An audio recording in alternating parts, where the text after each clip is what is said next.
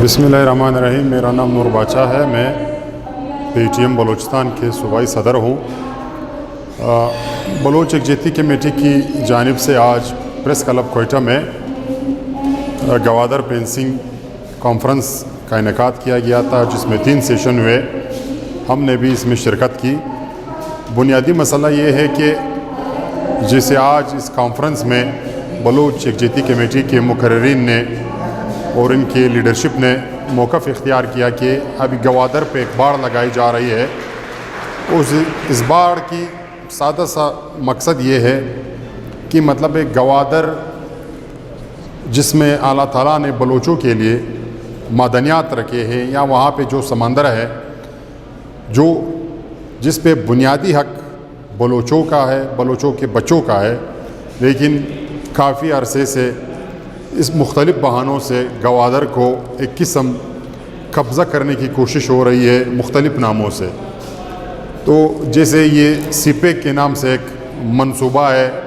جو پچھلے 10-12 سال سے یہ چل رہا ہے، اور اس منصوبے کے نام پہ پاکستان کے جنرلوں نے کافی ڈالرز بھی کمائے ہیں، اور وہ ڈالرز نہ تو بلوچوں کے اوپر خرچ کیے ہیں، نہ یہاں پہ اور جو محکوم قوم ہے ان کے اوپر خرچ کیے ہیں، بلکہ جو پاکستان سے باہر وہ سارے جرنیلوں کے جو بچے ہیں یا ان کے خاندان ہیں وہ اپنے وہاں پہ جائیداد بناتے ہیں۔ تو ابھی انہوں نے قسم مکمل گوادر پہ باڑ لگانے کی ایک منصوبہ بنائی ہے۔ اس کا مقصد یہ ہے کہ یہ لوگ پوری طرح سے گوادر پہ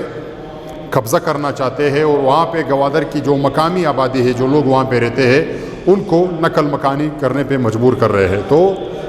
پی ٹی ایم کی شروع دن سے یہی موقف ہے کہ ہم ظالم کے مقابلے میں مظلوموں کے ساتھ ہے۔ تو لہٰذا یہ جو ابھی سلسلہ چل رہا ہے، اس میں بلوچ یا گوادر کے عوام یہ مظلوم ہے، اور ریاست یا ریاست کے ادارے یہ ظالم ہے۔ تو لہٰذا ہم ان مظلوم بلوچوں کے ساتھ ہیں اور ان ریاست کے ظالموں کے خلاف ہے، اور ہم یہ ان کو بتانا چاہتے ہیں، بلکہ یہ آپ کی چینل کی توسط سے پوری دنیا کے جو ادارے ہیں انسانی حقوق کے، ان کو ہم بتانا چاہتے ہیں کہ یہ جو قبضہ ہو رہا ہے مختلف ناموں سے، سیکورٹی کے نام سے یا کسی اور نام سے، جیسے آج گوادر قبضہ ہو رہا ہے، اسی طرح وزیرستان پہ قبضہ ہوا ہے، اسی طرح پشتون سرزمین پہ جہاں پہ بھی معدنیات ملتے ہیں تو ریاست مختلف بہانوں سے وہاں پہ قبضہ کرتا ہے، وہاں پہ باڑ لگاتے ہیں۔ تو ہم اس کی بھرپور مذمت کرتے ہیں، اور امید یہ کرتے ہیں کہ بلوچ یکجہتی کمیٹی کی طرف سے آج جو کانفرنس ہوا، یہ آگے بھی یہ لوگ اسی طرح یہ مزاحمت جاری رکھیں گے، کیونکہ ہم اس نتیجے پہ پہنچے ہیں کہ یہاں پہ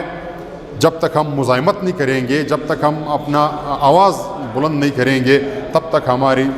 زمین یا ہمارے معدنیات پہ قبضہ ہوتا رہے گا۔ یار اصل میں مقصد یہ ہے، جو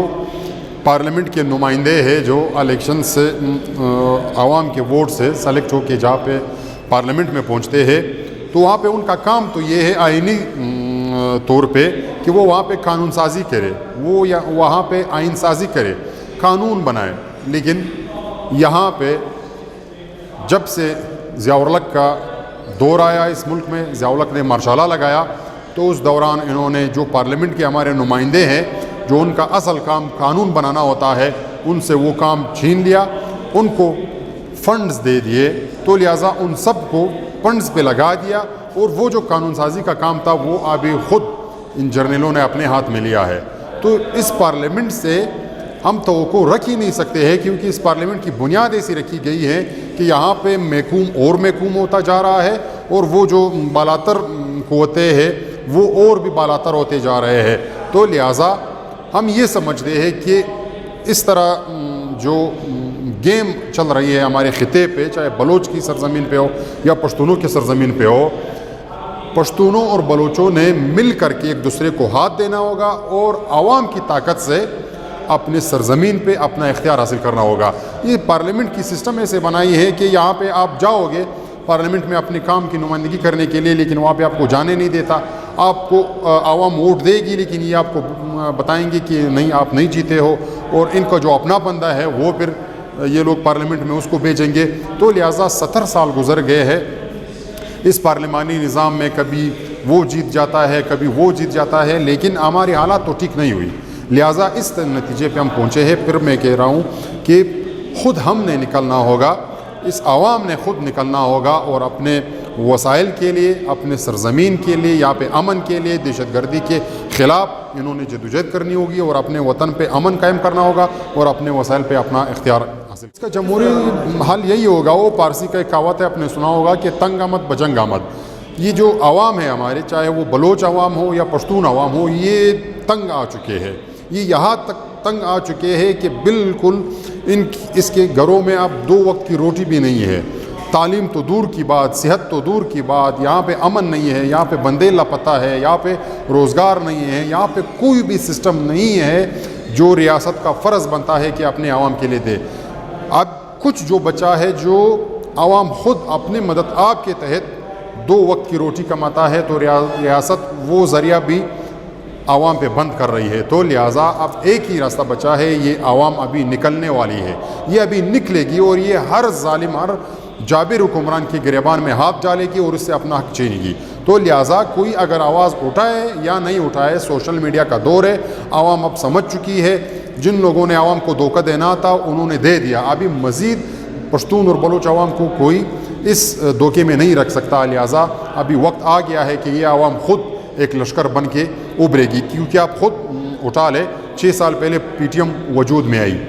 تو کوئی تو تصور بھی نہیں کر سکتا تھا کس طرح کی کوئی تحریک بنے گی، سب کی نظریں اسی پارٹیوں میں تھے جو پچھلے 100 سالوں سے آ رہے تھے، لیکن عوام کے بیچ سے یہ تحریک نکلی اور عوام نے اس کو اتنا سپورٹ کیا کہ آج پوری دنیا میں لوگ پی ٹی ایم کو جانتے ہیں، پی ٹی ایم کے نظریات فالو کر رہے ہیں، آج پورے پاکستان کی سیاسی لیڈرشپ وہ پی ٹی ایم کے بیانیے کو اپنا رہے ہیں اور وہ سب یہی بول رہے ہیں کہ حقیقی بیانیہ یہ ہے اور اس بیانیے سے ہم جان چھڑا سکتے ہیں اس ظالموں سے۔ تو لہٰذا ابھی جیسے بلوچوں میں یہ بلوچ یکجہتی کمیٹی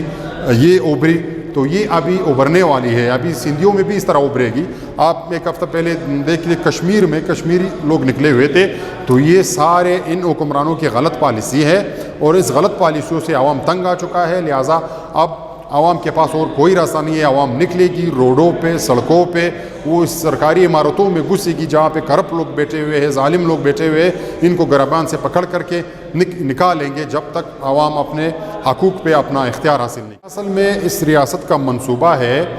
پچھلے 70 سالوں سے جب آپ دیکھ لیں، جب بھی یہاں پہ کوئی امن کے لیے آواز اٹھاتا ہے، کوئی اپنے حقوق کے لیے آواز اٹھاتا ہے، کوئی دہشت گردی کی مخالفت کرتا ہے، کوئی اپنے وسائل پہ اپنے اختیار کے لیے آواز اٹھاتا ہے، یا جب کوئی اپنے زبان کا بات کرتا ہے، تو یہ ریاست یا تو ان کو غدار ٹھہراتا ہے، یا ان کو ایجنٹ قرار دیتا ہے، یا ان کے اوپر پیک ایف آئی آر کرتے ہیں، یا ان کو جیلوں میں ڈالا جاتا ہے۔ اور اسی طرح آج پریس کلب میں کانفرنس ہو رہا تھا، کانفرنس میں کیا تھا، یہاں پہ تو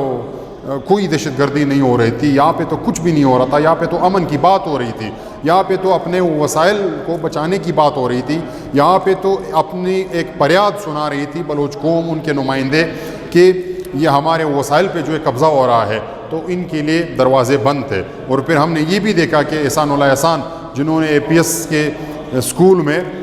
100 کی تعداد سے بچوں کو شہید کیا گیا، ان کو پھر پروٹوکول ملا، وہ پھر یہاں سے پروٹوکول میں چلا گیا۔ یہاں پہ راو انور، جنہوں نے کراچی میں 444 بندوں کو قتل کیا تھا، ان کو پھر پروٹوکول ملا، ان کو پھر ترقی ملی۔ تو یہ تو اس ملک کا سسٹم آ رہا ہے، اسی سسٹم سے تو ہم تنگ ہیں، لہٰذا یہ لوگ کرتے رہیں گے، یہ تو عادت سے مجبور ہے، کیونکہ ہمیں پتہ ہے کہ جب ہم امن کی بات کرتے ہیں، ہم دہشت گردی کی مخالفت کرتے ہیں، تو ہمارے ساتھ یہ ہوگا، کیونکہ یہ ریاست کی پالیسی دہشت گردانہ پالیسی ہے، یہ دہشت گردوں کو سپورٹ کرتے ہیں، اور جو امن مانگتے ہیں، امن مانگنے والوں کو یہ جیلوں میں ڈالتے ہیں۔ تو لہٰذا یہ ہمیں جیلوں میں ڈالے، ہمارے دروازے بند کرے، تالے لگائے، ہم اپنی جدوجہد جاری رکھیں گے اور انشاءاللہ ایک دن ہم کامیاب ہوں گے۔